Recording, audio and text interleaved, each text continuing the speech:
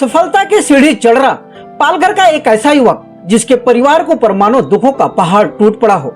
इस युवक के पिता का उदयपुर में अच्छा व्यापार था, हंसता खेलता परिवार था, लेकिन अचानक समय ने ऐसा करवट बदला और वक्त की घड़ी का कांटा इतना तेजी से बुरे वक्त की तरफ घूमा कि यह परिवार अर्श से फर्श पर आ गया।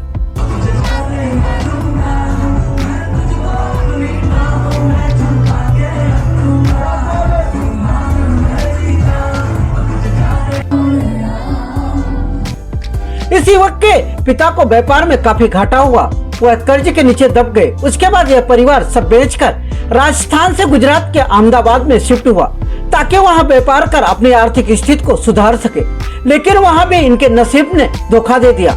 सुख से रोटी खाने वाले इस परिवार को एक वक्त का खाना मिलना भी मुश्किल हो गया। एक के बाद एक इनकी मुसीबतें बढ़ने लगी। मौसम की तरह तेजी से बदल रहा इस परिवार का बुरा वक्त, पल पल रंग बदल रही इनकी मुसीबतें और इनकी गरीबी जैसे मानो इन्हें मिटाकर जमीन में मिलाने को आमादा हो। बुरे वक्त से संघर्ष कर रहा यह परिवार फिर अपना नसीब आजमाने किसी तरह पालघर पहुंचा। इनके पिता पालघर में छोटी मोटी नौकरी कर किसी तरह अपने परिवार का पालन पोषण करने लगे, लेकिन संकट और संघर्ष भरे चल रहे बुरे वक्त ने इस परिवार का सहारा और 10 साल की उम्र में इन छोटे छोटे बच्चों के सिर से इनके पिता का साया भी छीन लिया और 40 की उम्र में उनका निधन हो गया। उसके बाद इस परिवार पर और बड़ा संकट का पहाड़ टूट पड़ा, मानो समय इन्हें बर्बाद करने पर तुला हो। लेकिन तमाम संकटों से लड़ते हुए इन बच्चों की मां ने जिम्मेदारी संभाली, अपने छोटे छोटे बच्चों को पढ़ाया, उनके पढ़ाई और परवरिश में कोई कमी नहीं छोड़ी। अपने बच्चों को पिता की कमी को कभी नहीं खलने दिया और इनके कठिन संघर्ष के सामने समय हार गया। अब बड़े होकर बच्चों ने अपने मम्मी की और घर की जिम्मेदारियों को संभाल लिया है।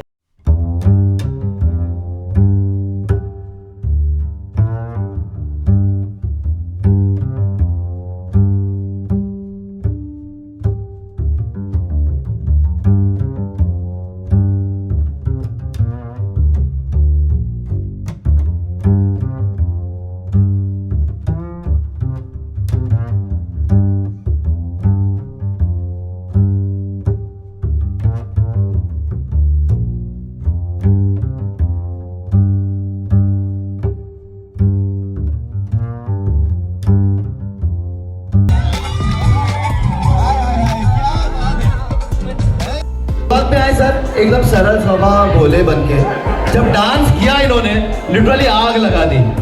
सबने डांस कमाल का किया, पर इनका डांस एक तरफ, एटीट्यूड, एक्सप्रेशन आए आए कमाल के। सर मुझे पहले लड़की वालों में से बताओ, ये एक ही या फिर एक से दो हो चुके हैं? तभी मैं पूछूं आपकी एनर्जी अभी तक मेंटेन कैसे? बहुत अच्छा डांस किया सर। ये डांस हम डीजे में भी देखना चाहते हैं, बट एक बार इनके लिए जोरदार तालियां हो जाए। Amazing performance and hats off to you, what an amazing dance by you all. एक बार इनके लिए भी जोरदार तालियां हो जाए। और वंस मोर चंद्रेश, क्या बात है चंद्रेश, यानी कि वो चंद्रेश वाली रोशनी आपने इस जवाब में दी है और सर का जवाब फर्स्ट अटेम्प्ट में बिल्कुल सही है। And the movie name is गिरफ्तार, और सही जवाब एक बार इनके लिए जोरदार। अपने माँ बाप का नाम रोशन करते हुए एंकरिंग की दुनिया में तेजी से उभरते हुए पालघर के एक ऐसे युवक के बारे में आज हम बात करेंगे जिनका नाम राहुल दिलीप जैन है। तेजी से सफलता की सीढ़ी चढ़ रहा यह युवक किसी पहचान का मोहताज नहीं है। उन्हें आज जो पहचान मिली है उसके पीछे काफी संघर्ष और दुख भरी कहानी है। आज केशव भूमि से बातचीत करने के लिए सफलता की सीढ़ी चढ़ रहे एंकर राहुल जैन आरजे जी हमारे साथ मौजूद हैं। उनसे ही जानते हैं कि उनका अभी तक का जीवन कितना दुखों से भरा संघर्षपूर्ण रहा है, जिन्हें एंकर की दुनिया में आज एंकर राहुल जैन आरजे के रूप में जाना जाता है। राहुल जी, केशव भूमि में आपका स्वागत है और मैं चाहता हूं कि सबसे पहले आप मेरे जो दर्शक हैं उनको अपना परिचय दें। जी बिल्कुल। सबसे पहले मैं संजय सर और केशव भूमि नेटवर्क KBN 10 न्यूज़ इनका बहुत बहुत धन्यवाद प्रकट करता हूँ, जिन्होंने मुझे आज अपने चैनल पे इंटरव्यू के लिए आमंत्रित किया। जिस काबिल समझा कि अपनी लाइफ जर्नी आप सभी के सामने रख सकते, बहुत बहुत धन्यवाद। और जब बात मेरी परीक्षा की आती है तो लोग मुझे जानते हैं जिनका मेरे ऊपर आशीर्वाद और प्यार है, और जो मुझे नहीं जानते उनके लिए मेरा नाम राहुल दिलीप जैन है। कोई लोग मुझे या कुछ लोग मुझे एंकर राहुल जैन के नाम से जानते हैं, प्यार जैन के नाम से जानते हैं। और मैं पालघर से हूँ और पालघर ही रहता हूँ और फिलहाल मैं एंकरिंग के क्षेत्र में अपने काम को बढ़ा रहा हूँ।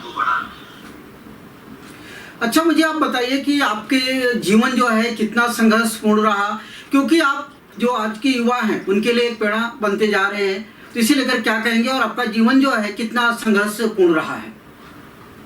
जी सर, अगर आप संघर्ष की बात कर रहे हो कि कितना संघर्ष में जीवन रहा है, मैं यही कहना चाहता हूँ कि कितना संघर्ष में मेरा जीवन नहीं रहा है, क्योंकि बचपन से जो दुख जो संघर्ष हमने देखा है, आप अगर आज की तारीख में मुझसे याद भी करूँ तो मेरे पैरों तले जमीन मिल जाती है, क्योंकि मैं जब आई गेस सिक्स स्टैंडर्ड में था, 6ठी कक्षा में पढ़ रहा था और मेरे सर से पापा का साया, मेरे पिताजी का साया उठ गया, मेरे पिताजी का निधन हो गया और हम उदयपुर पहले रहते थे। तो वहाँ पे बिजनेस में कुछ लॉस हुए और हम लोग कर्जे तले दब गई पूरी फैमिली। और फिर हमारे रिश्तेदारों के कहने पे हम एक वर्ष अहमदाबाद शिफ्ट हुए। वहाँ पे भी किस्मत ने साथ नहीं दिया और गरीबी में हम लपेटे में आ ही जा रहे थे। और फिर ऐसे ही रिश्तेदारों ने कहा कि आप मुंबई में हमारे यहाँ पालघर में शिफ्ट हो जाओ, क्योंकि मेरी मम्मी साइड की फैमिली यहीं रहती है। हम जैसे यहाँ शिफ्ट होते पापा ने छोटी मोटी नौकरी करनी स्टार्ट की। जिस तरह घर की गाड़ी चले उन्होंने कोशिश की और हमारा यहाँ पे स्कूल में दाखिला करवाया, हमें अच्छी परवरिश देने की कोशिश, पर बहुत ही ज़बरदस्त गरीबी हमारे साथ हमारे जीवन में हमारे चारों ओर घूमती रही। बहुत बेकार कंडीशन थी और जब पापा की तबीयत खराब होने लग गई और पापा का निधन हुआ, हमारी किस्मत भी ऐसी थी कि हमें हमारे पापा का चेहरा भी सही से देखने नहीं मिला था। और इसी के बाद फिर मम्मी ने ताकत दिखाकर हम दोनों को पाला, आगे बढ़ाया, पाल पोस कर बड़ा किया, परवरिश की। और मम्मी ने हमने जो टाट बाट देखे थे एक समय में, उसके बाद मेरी मम्मी ने मेरे पिताजी ऑफ होने के बाद घर घर जाके बर्तन मांजने से लेके आज भी ये कहते हुए मेरे आंखों में पानी आते हैं। घर में कितने लोगों के घर जाके काम किए, पैसे एकजुट करके हमें पढ़ाया, फीस भरी। एक समय ऐसा भी था कि हमारे पास खाने के भी पैसे नहीं थे।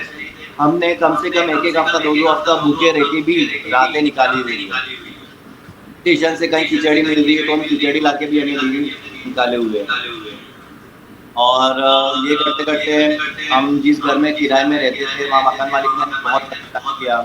हमारी परीक्षा के टाइम हमारी बिजली काटना, और एक समय ऐसा था कि मकान मालिक ने मुझे और मेरी मम्मी अनिता दीदी हमें घर से बेदखल कर हमें बाहर फेंक दिया सामान के साथ और घर से ताला लगा दिया। मैं और मेरी मम्मी बीच सड़क पे आधी रात को थे और मदद का कोई हाथ कहीं से नहीं था। और फिर भी मेरी मम्मी ने हार नहीं मानी, हमें कोशिश की यहाँ वहाँ जहाँ जैसे घर मिले।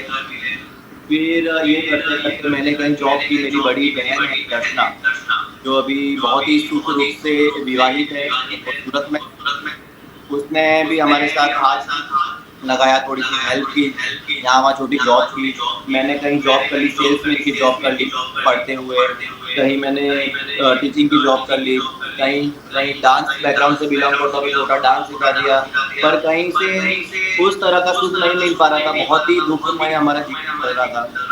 इसी बीच मैंने किसी अपने को देखा कि एंकरिंग करते हुए, जिसे आम भाषा में कहते हैं संचालन। तो वहाँ से मेरे संचालन करने की जिज्ञासा थी और फिर मैंने संचालन करने की। ये मेरा संगठन जीवन था, जो आज भी मैं याद करता हूँ तो मुझे बहुत ही अंदर से बेकार लगता है, मेरी रूह कांप जाती है। और आज मेरे पिताजी भले ही नहीं है, पर उनका आशीर्वाद और प्यार मेरे साथ, आज उसके ही बदौलत मुझे। अच्छा, मुझे बताइए कि आप एक काफी होनहार युवक हैं और चाहते हैं तो आप दूसरे भी फील्ड में अपनी किस्मत आजमा सकते थे, आप कोई अच्छा बिजनेस कर सकते थे, क्योंकि आप देखा जाए तो जैन समाज से आते हैं। लेकिन आपने इस फील्ड को ही क्यों चुना? ऐसा इस फील्ड में क्या था आपको, इस फील्ड से आपको क्या लगाव था कि आपने एंकरिंग के फील्ड को ही चुना? जी सर, इसका पहला कारण ये है कि मैं एक ऐसा लड़का हूँ जो मुझे कुछ क्रिएटिव, कुछ अनोखा करने की हमेशा से कुछ क्यूरियोसिटी की जिज्ञासा रही है। जैसे कि मुझे पहले से स्कूल टाइम से स्टेज का जो डर होता है बच्चों में, स्टेज फियर, वो नहीं था। और उसके अलावा आपको पता है कि हम गरीबी के तले दब चुके थे, तो मेरा कोई गॉड फादर नहीं था या फिर मेरी कोई बिजनेस में ऐसी पेड़ी नहीं थी जिसे मैं आगे बढ़ा सकूं या कोई कारोबार स्टार्ट कर सकूं। और शुरुआत से मुझे जॉब करने में कोई इंटरेस्ट नहीं था। मुझे कुछ अलग करना था जिंदगी में और कुछ अलग, और मेरा एक ही उद्देश्य था कि भले पैसा नहीं है मेरे पास, पर सपना मैंने बहुत बड़े रखे शुरुआत से कि मैं कुछ अलग करूंगा और लोगों को कुछ अलग मैसेज दूंगा। तो इसी बीच जैसे मैंने आपसे कहा कि मैंने अपने को देखा है एंकरिंग करते, तो मैंने अपने ही परिवार में छोटे से प्रोग्राम में संचालन करा और वहाँ लोगों ने काफ़ी सराहना की, काफ़ी प्यार दिया मेरे काम को। इसको फिर मैंने काफ़ी पॉजिटिव सकारात्मक रूप से ठान लिया और मैं एंकरिंग के क्षेत्र में अपने पैर जमाने की मैंने पूरी की पूरी सोच बना ली। ऐसे करते करते मैंने कॉन्टेक्ट बनाए, थोड़ा थोड़ा इम्प्रूवमेंट लाया काम में, और एंकरिंग करते करते जो वो काम मिल रहा है, फ्री में मिल रहा है, जैसे मिल रहा है, मैंने कुछ नहीं देखा, ना पैसे देखे ना।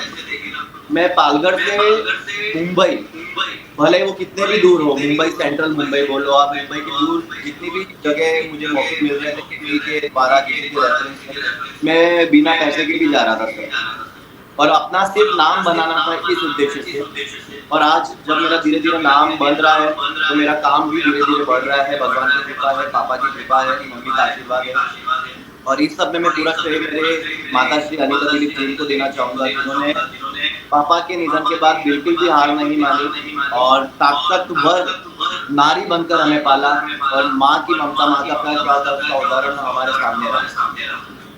और मैंने ये स्पीड इसलिए नहीं चुनी क्योंकि हमारा कोई गॉड फादर भी नहीं था सर, और मुझे अलग करना था बस। और एंकरिंग का जो क्षेत्र था, कहते हैं कि किसी भी क्षेत्र में आपकी कुंडली में स्टार, आपके तारे बहुत ही चमकदार होते हैं, तो मुझे लगा कि एंकरिंग ही वो क्षेत्र है, और इसी के बाद मैंने एंकरिंग क्षेत्र में अपने पैर जमाने कर।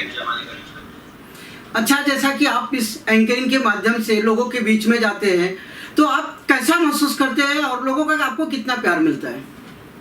सर महसूस यानी कि मैंने पहले ही अगर मेरा माइंडसेट और मेरे विचार को इतना पक्का बना लिया कि लोग कुछ भी कहे, क्योंकि कोई भी लोग हमारी मदद के लिए नहीं आने वाले, क्योंकि हमारे घर में राशन पानी नहीं देने वाले।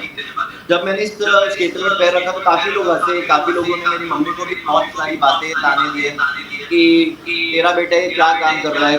कुछ ऐसे भी थे मेरे परिचित जो पीछे हंसते भी थे, खिल्ली उड़ाते थे कि यार ये क्या कर रहा है, ये कि अभी ये जॉब करता है, कभी जॉब करता है, इसको कुछ ठिकाना नहीं है, ये क्या एंकरिंग कर रहा है, इससे क्या पैसे होंगे, कोई बोलने से पैसे कमा सकता है क्या। पर मैंने किसी की नहीं सुनी, क्योंकि मुझे पता है कि मेरे परिवार की देखभाल जिम्मेदारी अब मेरे हाथ में है, सब अब मुझे ही हैंडल करना है, चाहे कुछ भी हो जाए, हार नहीं मानूंगा। इस पे मैंने बहुत ही जमकर कस के पैर रखा, और जब मैं लोगों के बीच जाता हूँ माइक लेकर, जो मेरा सबसे बड़ा हथियार है आज, और मैं लोगों के बीच जब उनसे बातें करता हूँ और जो स्माइल, जो खुशी मैं उनके साथ बांटता हूँ, तो मुझे सबसे बड़ा पुण्य का लाभ मिलता है, पुण्य का काम मिलता है। इसके लिए मैं बहुत सौभाग्य हूँ, तो मुझे काफ़ी अच्छा महसूस होता है सर। और इस क्षेत्र ने, इस एंकर के फील्ड में मुझे काफ़ी कुछ सीखा, और आज इसकी बदौलत मेरी आइडेंटिटी, एक पहचान तैयार हुई एंकर राहुल जी के नाम से, एंकर राहुल जी जी। अच्छा, मेरा एक आखिरी आपसे सवाल है कि देश में ऐसे बहुत सारी युवा हैं, युवतियां हैं, जिसमें किसी के सिर से जो है माँ का साया उड़ गया है, किसी के सिर से पिताजी का साया उड़ गया है, या कोई ऐसे बहुत सारे युवक हैं जिनके सिर से दोनों का साया उड़ गया है, और लाख कोशिश के बाद भी वो अपने जीवन से निराश हो गए। ऐसे में आपने देखा भी होगा, बहुत सारे युवक हैं जो गलत कदम भी उठा लेते हैं। तो ऐसे युवाओं को आप क्या संदेश देना चाहते हैं, क्योंकि आप उस संघर्ष से गुजर चुके हैं? जी सर, आपने बहुत ही अच्छा प्रश्न पूछा। मैं युवाओं के साथ साथ मम्मी पापाओं को भी उनके संदेश देना चाहता हूँ कि देखिए, मैं इतना काबिल नहीं कि मैं आपको पहले तो संदेश दे पाऊँ, पर आज जिस भी मुकाम पे मैं जा रहा हूँ, मैंने सिर्फ एक ही सिद्धांत को ध्यान में रखा कि अभी तो सिर्फ जमीन नापी है, अभी तो सिर्फ जमीन नापी है, आसमान नापना बाकी है। तो आप जिस भी मुकाम पे आपको जाना है, जो भी फील्ड, जो भी वर्क प्रोफाइल आप सिलेक्ट कर रहे हो, सबसे पहले आप एक माइंडसेट, एक विचार पक्का कर लो कि आप उसमें अगर पैर रख रहे हो तो आपको पीछे मुड़कर नहीं दिखता, हार नहीं माननी है। क्योंकि इसका एग्जांपल हम बचपन से, जब हमको हमारी माता श्री ने पाल पोस कर बड़ा किया, पापा के एक्सपायर के बाद तो मम्मी ने कभी हार नहीं मानी। मम्मी ने घर घर जाके काम किए और बड़ी ताकत से वो एकदम अपनी हिम्मत को उन्होंने इतना स्ट्रॉन्ग बना लिया था कि आज उनको अकेले देखते हुए हमारे में भी वही गुण वही क्वालिटी है कि हार नहीं माननी, कोशिश करनी चाहिए, नेवर गिव अप। क्योंकि आप जहाँ हार मान लो कि वहाँ आप जिंदगी से हार जाओगे। तो आप जिस भी फील्ड में जा रहे हो कस के पैर रखने के ही विचार से जाओ और कॉन्फिडेंस आपको पूरा रखना है। और आज अगर मैं एंकर राहुल जिन के नाम से जाना भी जा रहा हूँ तो इसका पूरा क्रेडिट मेरी माता श्री को। अगर इतनी बेकार इतनी तकलीफ भरी सिचुएशन में अगर मेरी माता श्री ने मुझे इस फील्ड के लिए सपोर्ट किया जो कि बहुत बड़ी बात है, क्योंकि वहाँ एक एक रुपए की कमी थी हमें। वहाँ मेरी मम्मी मेरी माता श्री ने इतना बड़ा निर्णय लिया कि तेरे को जो करना है। तो मैं सारे युवाओं के या जितने भी स्टूडेंट थे या फिर मेरे उम्र के लोग हैं कि माताश्री पिताश्री को यही बोलना चाहूँगा कि आप अपने बच्चों को सपोर्ट करें जिस भी फील्ड में जिस भी क्षेत्र में उन्हें इंटरेस्ट हो। और आप बच्चे आप बेझिझक आगे बढ़ते जाओ। बस only one discipline you have to keep in your mind, never give up. कभी हार मत मानो। बाकी भगवान का आशीर्वाद, आपके माता पिता का आशीर्वाद आप में हमेशा रहेगा। राहुल जी बहुत बहुत धन्यवाद। हम चाहते हैं कि आप जमीन भी नापो और आसमान भी नापो और आपके जीवन में वो पल जरूर आए कि जिससे आप काफ़ी खुश रहो और दुनिया में एक सफल एंकर की पहचान बना सको। और केशव भूमि से जुड़ने के लिए आपका बहुत बहुत धन्यवाद। जी बहुत बहुत धन्यवाद सर, आपकी गुड विशेष, आपकी आशीर्वाद हमारे साथ है। बहुत बहुत धन्यवाद। आज हमें यहाँ बहुत बहुत धन्यवाद।